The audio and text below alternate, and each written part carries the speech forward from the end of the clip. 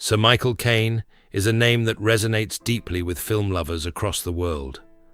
Born on March 14, 1933, Michael's life is a true testament to resilience, hard work, and perseverance. He rose from the bomb-ravaged streets of London to become one of the most respected and beloved figures in Hollywood, with 2 Oscars and a career spanning 7 decades. Known for his distinctive voice and humble demeanor, Caine's journey to stardom wasn't without its struggles. Behind the glamorous roles in films like Alfie and The Dark Knight, he faced a lifetime of personal battles, hunger, loss, and war that shaped the man we know today. At 92, Caine continues to battle the effects of time, but his story remains one of unmatched strength and tenacity. A childhood shaped by struggle. Michael Caine's early life was filled with hardship. Born into a working-class family, he witnessed the pain and struggles his parents endured to make ends meet. His father, Maurice, worked tirelessly in a grueling job, and his mother, Ellen, worked as a cleaner, constantly battling the physical toll of hard labor. Their home was a damp, cold one-room apartment in London, where comfort and privacy were luxuries they couldn't afford.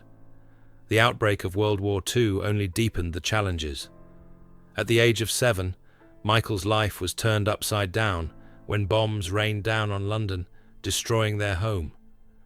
This was the beginning of a childhood marked by fear, deprivation, and an early loss of innocence. In the midst of this chaos, hunger was a constant worry, and Michael experienced what it was like to survive on the bare minimum. The war and its lasting impact. As the war raged on, Michael's early years were spent in a constant state of fear. He was sent to Norfolk for safety, only to find himself abandoned and neglected by the family who was meant to care for him. He was locked in a cupboard for hours, experiencing the painful isolation that would shape his understanding of loneliness for the rest of his life. These early experiences of neglect and abandonment left a profound mark on him, and he later said, "They locked me in a cupboard. That was my war." His mother eventually rescued him, walking miles across the country to bring him back, an act of love that Michael would never forget. This period of his life instilled in him a deep sense of survival, a determination that would later fuel his rise to fame in the film industry. Fighting through adversity. After the war, Michael's life was far from easy. His family lived in a small prefab house in Elephant and Castle, where winters were freezing and summers unbearably hot. Despite the hardships, the family was reunited, and Michael's father, though exhausted from his labor, still managed to put food on the table. At 16, Michael left school to help support his family. He worked a series of jobs, clerking, delivering parcels, and running errands, just to make ends meet. It was clear that his dreams would not come easily, and survival was his primary concern. His experience growing up in poverty fueled his determination to make something of himself, though the road ahead was long and filled with setbacks. Yet, it was through these trials that Michael began to cultivate the resilience that would later define his acting career. The rise to fame, Zulu and Alfie. In 1964, after years of struggle, Michael's breakthrough came with the film Zulu.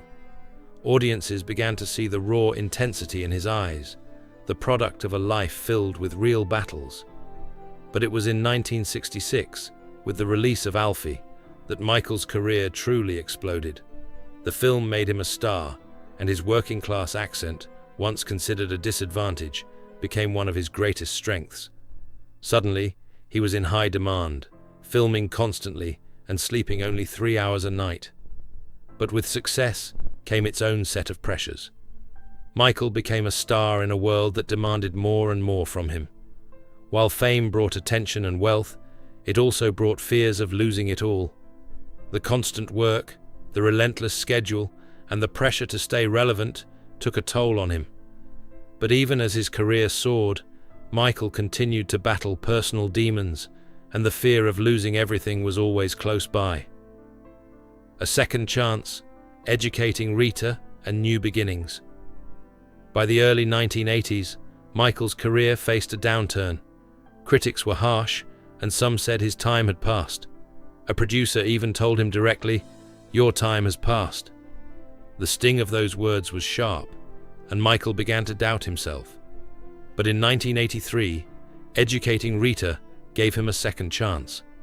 The film, in which he played a worn-out teacher, mirrored his own journey of self-discovery and reinvention. It brought him critical acclaim and renewed respect in the industry.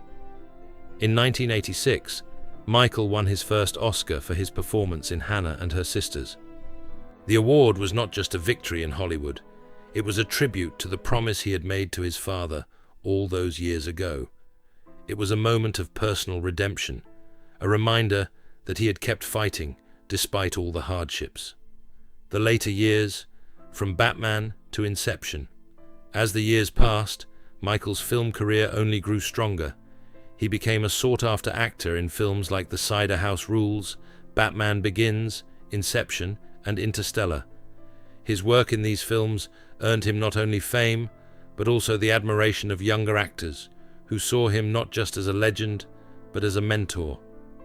Michael's success in the 2000s was built not on luck, but on years of hard work, perseverance, and the lessons he had learned throughout his life. His films earned billions worldwide, and he became one of the most respected actors in history. But even with all the accolades and achievements, Michael never forgot the boy who slept cold and hungry, the soldier who came home without direction, and the actor who cleaned stages just to survive. Love and family, a steady source of strength. Throughout his life, Michael's relationships have played a pivotal role in his journey. His first marriage to Patricia, whom he met in 1954, was marked by hardship and ambition. They had nothing but each other and their shared dreams. They married in 1955, and in 1957, their daughter Dominique was born. But despite their deep love for each other, the stresses of poverty and survival took a toll on their relationship, and they divorced in 1958. Patricia passed away in 1977 from lung cancer, and Michael carried the guilt of not being able to provide the life they had once dreamed about. He later found love again in 1971 with Shakira Buck, a woman who gave him peace and stability. Together, they built a life, raising their daughter Natasha, and their bond has endured for more than 50 years.